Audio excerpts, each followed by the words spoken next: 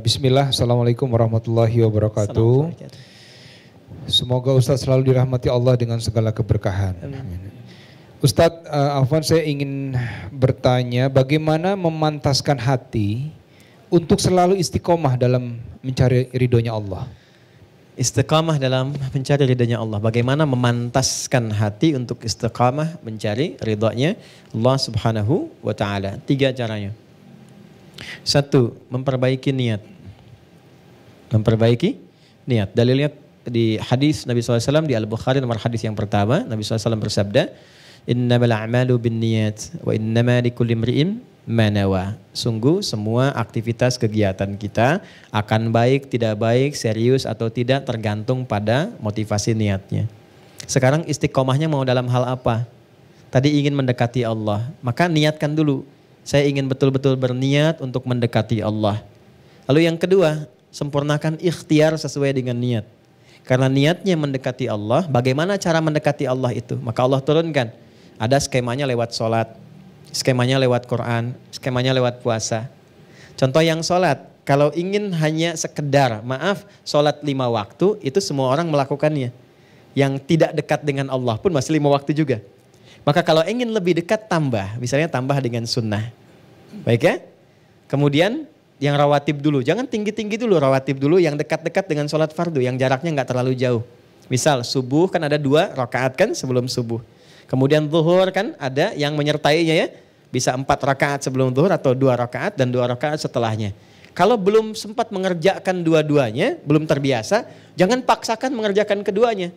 Sehingga membebani kepada pikiran dan jiwa, nanti bosan gak dikerjakan. Karena setan itu cerdas. Ingat itu. Lakukan pilih satu dulu. Qobliyahnya dulu misalnya. Setelah merasa nyaman, ba'diyahnya lagi. Step by step, sedikit demi sedikit. Setelah itu, coba dengan tahajud untuk mematangkan hati. Tahajud itu spesial. Kalau sudah bisa tahajud, istiqomah itu gampang sekali.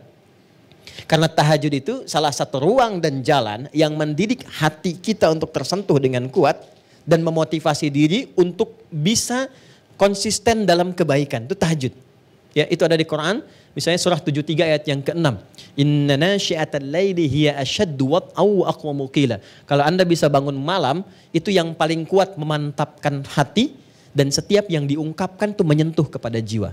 Beda curhat malam hari dengan siang hari itu lain. Anda doa malam dengan siang itu beda. Nah, tahajud itu jangan harus langsung kerjakan 11, 2, 3, ya, terlalu banyak.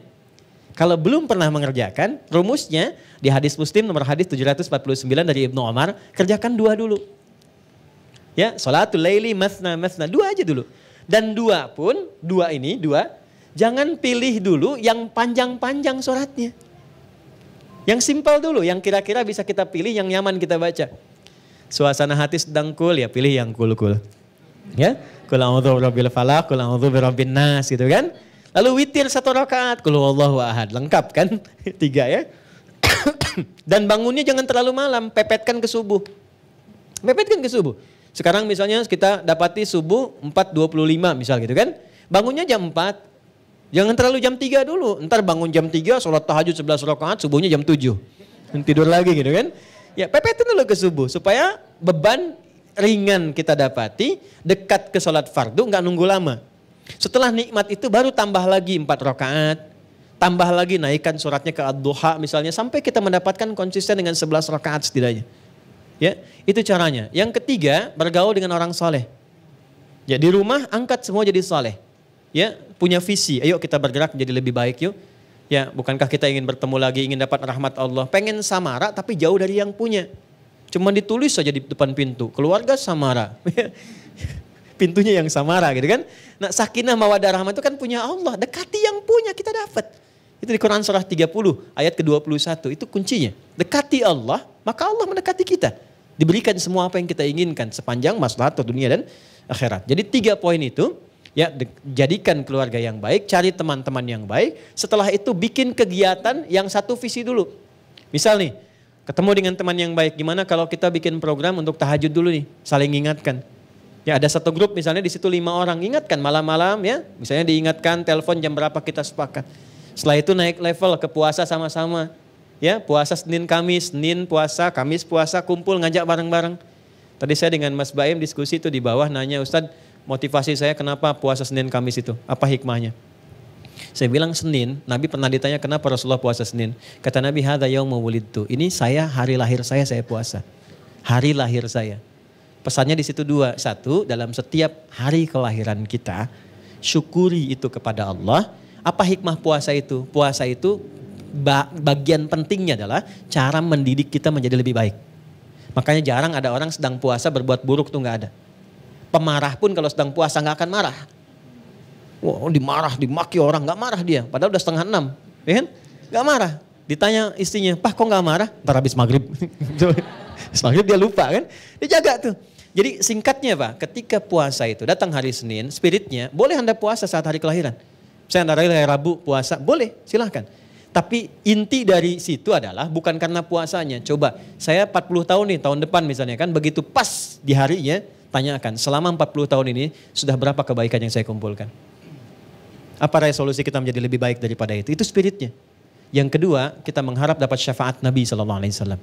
Dengan mencintai Nabi kita ikuti. Nah untuk yang hari Kamis spesial. Kamis itu kata Nabi, waktu amal kita diangkat kepada Allah dan disampaikan oleh malaikat. Pesan moralnya apa? Nggak disampaikan pun Allah sudah tahu. Tapi kenapa ada redaksi seperti itu? Untuk menunjukkan bahwa setiap amal kita dicatat. Maka berusahalah menjadi baik.